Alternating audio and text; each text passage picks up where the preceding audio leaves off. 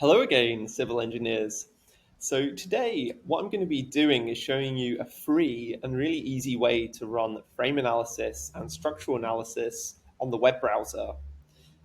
This is really important for civil engineers. They have to do it all the time for designing steel frames, which go in buildings, warehouses, or all over the world. This is something engineers very frequently do, and I'm going to show you a way to do it very easily. So if we go to www.civils.ai, then if we come up to the menu up here, we can click calculators. And here you're going to see various engineering calculators, things for geotechnics, structural tunneling, some contractor calculators. We're going to use today the 2D frame analysis. So if you open this one up, we're going to see here a calculator for designing 2D frames. All of it's free. You'll have to sign in if you use it quite often, after 3 times or something like that, let's say. And the way this really works is you have here on the right like a canvas, which is you're gonna create the frame within there, and you use this menu over here on the left to control it. So what you're gonna do is you're gonna add nodes. So you can do this really simply by adding x coordinates, y coordinates, and then the nature of that coordinate. Is it fixed, or the nature of the node? Is it fixed? Is it pin jointed? Is it a roller support?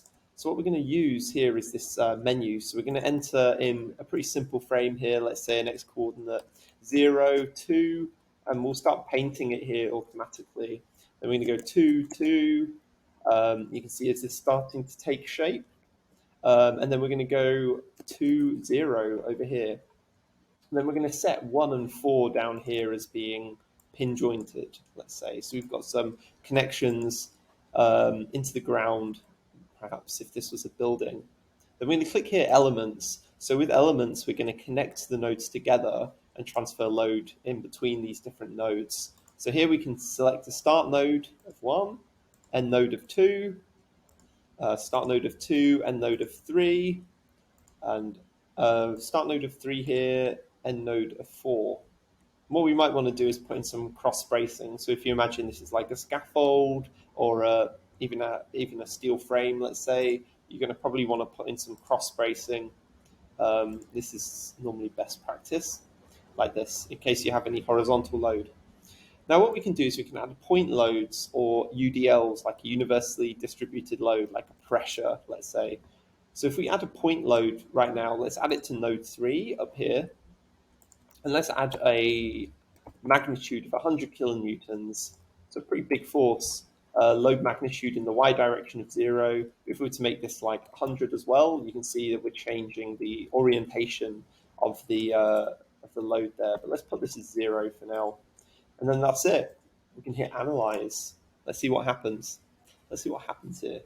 So we're going to generate some results automatically in just a few minutes there. So here we can see a bending moment prediction, worst case predicted 1.8. You can see here how the point loads are, the bending moments are being distributed, generating the bending moment diagrams for you. You can full screen this here with this button. Likewise, you can see shear forces, breakdown of those, what's the worst case predicted. Axial forces, so the loads acting in compression or tension on these different members of the frame. And then we have a worst case compression in this case of tension as 138, which is in this here. This blue color represents tension. Then we have reaction forces down here. So worst case X reaction is 99.3, which is left to right. Worst case predicted Y action is 100 kilonewtons. Likewise, you can see the deflection here. So you can set Young's modulus area and second moment of area for all these members globally, and then calculate your deflection. So this is a nice free calculator that you can use. You can make things a lot more complicated than this. You can make things more basic than this. Use it however you see fit. And I hope you've enjoyed this video, and please comment below if you have any questions or any feedback or things you'd like to see in future developments of this calculator. Love to hear what you think. Thank you and goodbye.